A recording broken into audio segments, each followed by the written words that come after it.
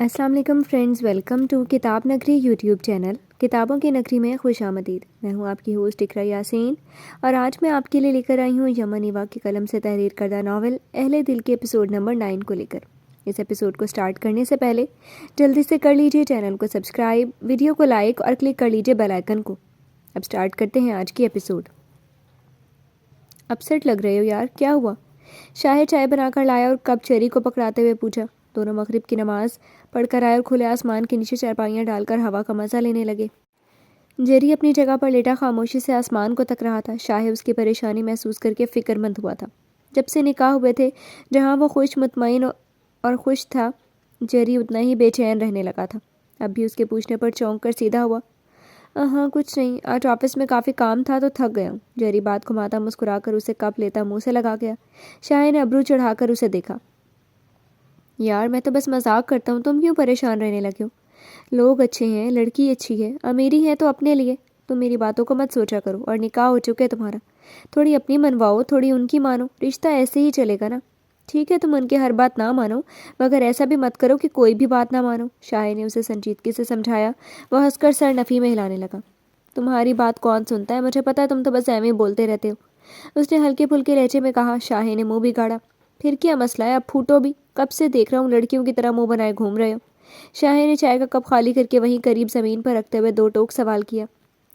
یار پہلے حماد صاحب سر کھاتے رہے، اب ان کی بیٹی ملنا چاہ رہی ہے۔ میں جانتا ہوں یہ شادی سے کچھ دن پہلے ملنے کی کیوں سوچی اسے، میں نہیں چاہتا میں ملوں تو ان کی ایسی ویسی باتوں پر میرا دل برا ہو۔ عجیب لوگ ہیں، شادی بھی کرنی اور مرضی بھی۔ وہ بہت بیزار ہو رہا تھا، کنپٹی دباتا الجھے ہوئے لہجے میں بولا۔ یہ نکاح اور شادی اس کے لیے خوشی سے زیادہ ٹینشن بن گئے تھے، اور شادی کے بعد وضاحتیں دیتا پھرے گا تب خیر ہے۔ یار اچھا ہے مل لے، اب پوچھ لے کیا کہنا ہے، سمجھا دینا تھوڑا نرمی سے۔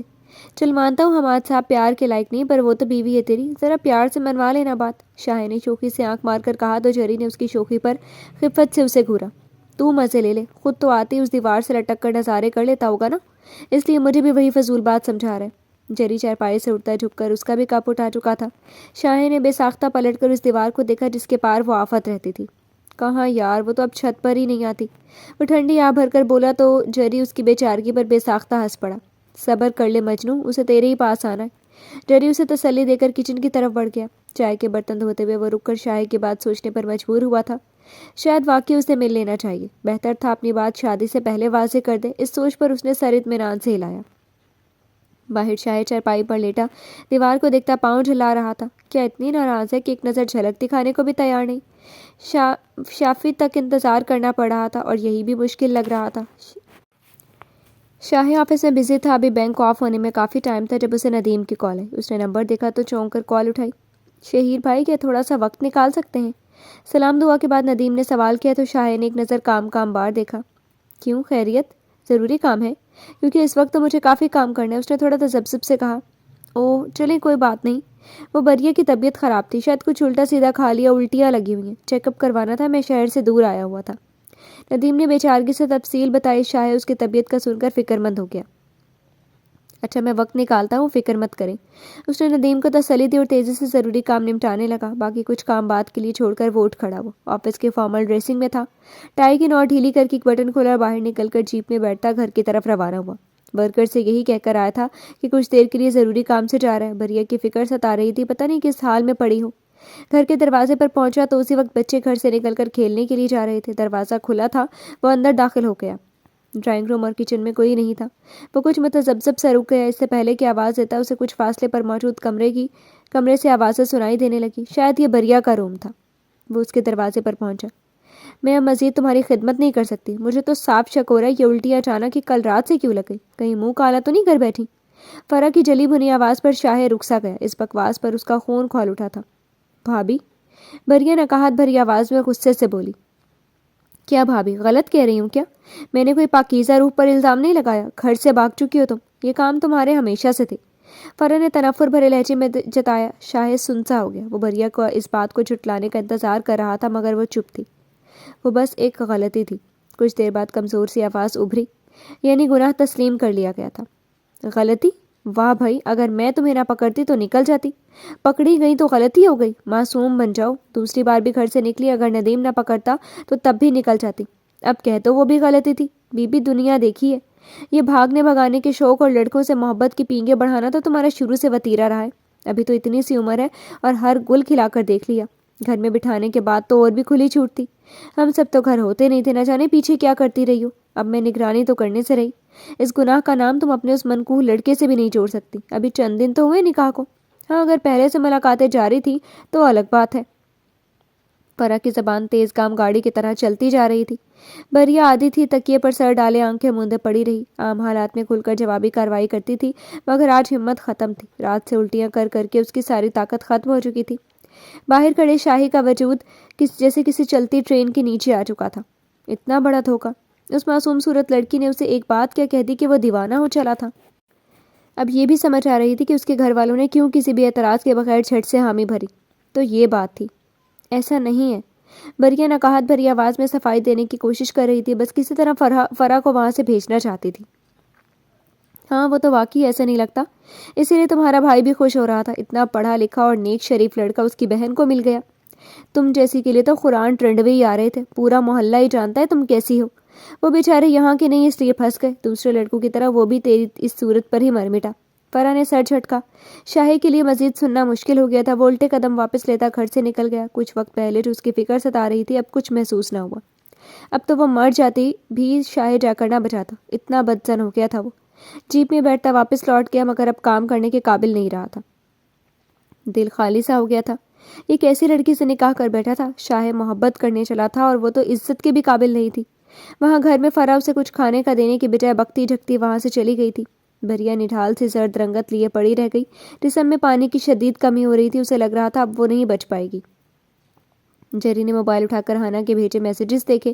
اس کے ملنے کے میسج جو وہ پہلے اگنور کر رہا تھا اب ان پر اوکے کا رپلائی دیا. کچھ ہی دیر بعد میسج آ گیا تھا جسے وہ منتظر ہی بیٹھی تھی. جیری نے مسکرا کر میسج اوپن کیا. کسی کیفے میں؟ کس ٹائم ملنا ہے؟ اس کے میسج پر اس نے گہرا سانس بھر کر نفی میں سر ہلایا. کیا آپ کوئی ڈیٹ پلان کر رہی ہیں؟ اس نے جواباً بھیجا. بالکل نہیں، بس بات کرنی ہے. صاف انکار پہنچا تھا. وہ مسکرایا. تو پھر کیفے میں ہی بات کیوں کرنی ہے؟ کیا آپ کے گھر آنا منع ہے میرا؟ اس نے سنجیدگی سے ٹائپ کر کے بھیجا. میرے گھر؟ کیا آپ میرے گھر آ کر بات کریں گے؟ وہ حیران ہو گئی. وہ واقعی حیران ہو رہی تھی. بات آپ سے ہی کرنی ہے تو آپ کے گھر میں بھی ہو سکتی ہے. اس نے اطمینان سے جواب لکھا. شاید آج ماما گھر پر ہیں. اچھا نہیں لگے گا. وہ شاید جھجک رہی تھی. وہ حیران ہوا. بات ہی کرنی ہے نا، رومانس کا تو ارادہ نہیں. اس بار وہ شرارت سے مسکرا رہا تھا. آپ گھر آ جائیے گا جب فری ہو. وہ جواب تھوڑی دیر بعد آیا تھا. جیری بے ساختہ ہنس پڑا. جانے کی اسے لگ رہا تھا وہ شرما رہی ہوگی.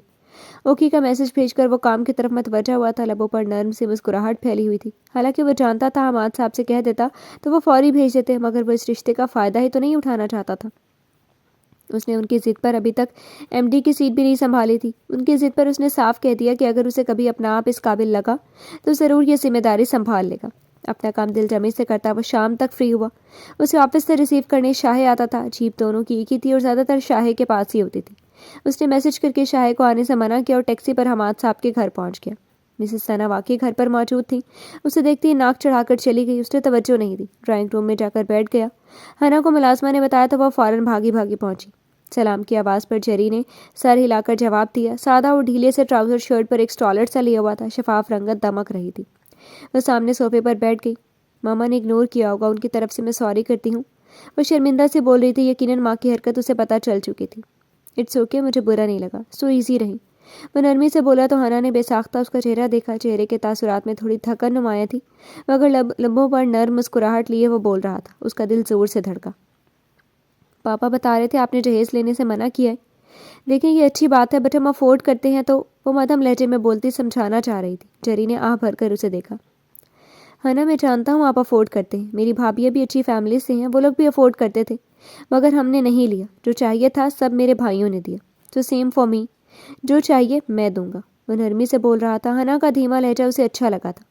وہ سمجھ گیا سمجھانے پر وہ بات مان لینے والی لڑکی ہے. پاپا کی خواہش ہے تو پلیز آپ ضد نہیں کریں. میں جانتی ہوں آپ سب دے سکتے ہیں بٹ ہمارے ہاں ایسا نہیں ہوتا. ماما آلریڈی اس رشتے کے اگینسٹ ہے.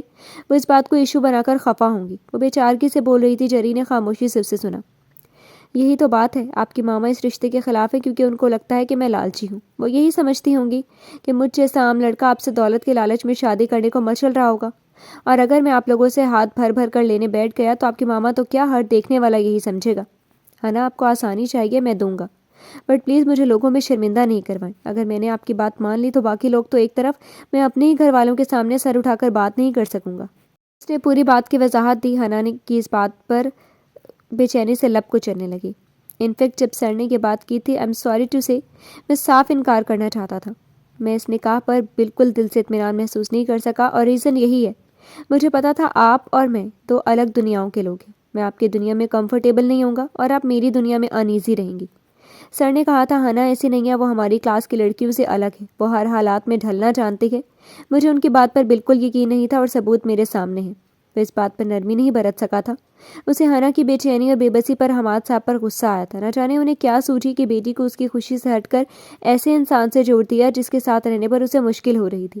اسے حنا پر ترس آ رہا تھا، مگر وہ اس ترس میں اپنے آپ کو سب کی نظروں میں نہیں گرا سکتا تھا. پاپا نے جھوٹ نہیں کہا. آپ مجھے جج کرنے والے ہوتے کون ہیں؟ آپ کو کچھ نہیں لینا تو مت لیں. آپ کو لگتا ہے میں آپ لوگوں کی طرح نہیں رہ سکتی تو آپ کو دکھاؤں گی میں رہ سکتی ہوں. میں اپنے اندازے اپنے پاس رکھے. حنا کو جانے کہ اس کا یوں مایوس ہونا اور حنا کے لیے اطمینان ظاہر نہ کرنا برا لگا تھا. وہ غصے سے بولنے لگی. صاف ظاہر تھا اسے غصہ اپنی بات نہ ماننے پر آ رہا ہے. جیری اسے دیکھ کر رہ گیا تھا. جی تو فرینڈس، کیسی لگی آپ کو آج کی ایپیسوڈ؟ کمنٹ سیکشن میں ضرور بتائیے گا. پھر حاضر ہوں گے نیو ایپیسوڈ کے ساتھ. تب تک کے لیے اجازت دیجیے. شکریہ. اللہ حافظ.